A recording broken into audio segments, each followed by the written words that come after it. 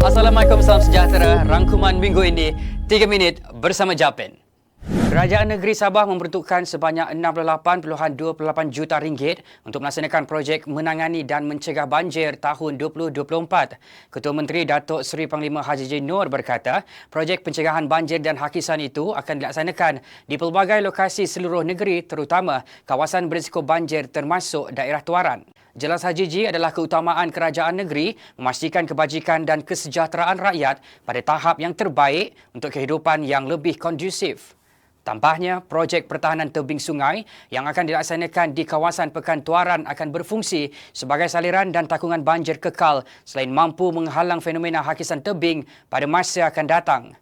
Projek yang mengambil masa selama 2 tahun itu turut mengambil kira keperluan untuk mengindahkan persekitaran sungai di Pekan Tuaran sekaligus memberi manfaat lain khususnya sebagai kawasan rekreasi awam kepada penduduk setempat. Beliau berucap semasa majlis pecah tanah bagi projek kerja-kerja pertahanan tebing Sungai Tuaran di Tuaran pada Khamis. Seterusnya, Pangkalan Data Utama Padu mampu membaiki agihan subsidi kepada rakyat.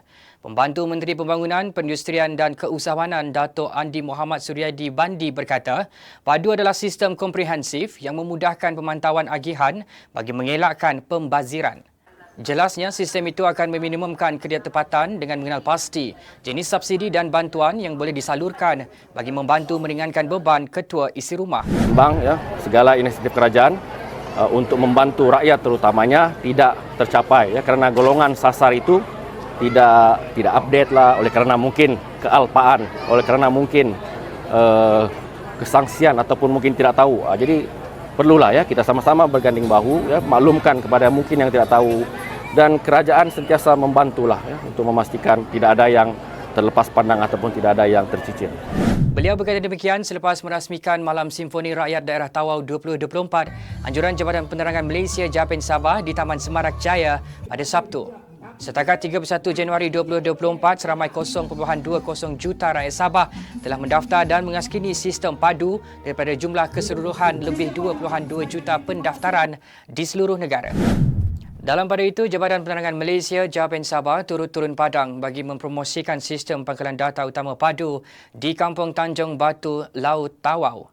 Pengarah Penerangan Sabah, Janisa Muhammad Nur berkata, sistem padu akan memudahkan kerajaan persekutuan mengurus dan menyalurkan bantuan atau sumbangan kepada rakyat. Jelasnya, lawatan rumah ke rumah dan secara bersemuka itu dapat memperjelas lebih terperinci kelebihan, keistimewaan dan kepentingan sistem padu kepada masyarakat. Program Wakabat Padu kerjasama Jabatan Perangkaan Malaysia DOZM Sabah di Tawau itu juga akan dilaksanakan secara berterusan dibantu komuniti madani serta pemimpin masyarakat setempat, terutama melalui Unit Pemimpin Pembangunan Masyarakat UPPM.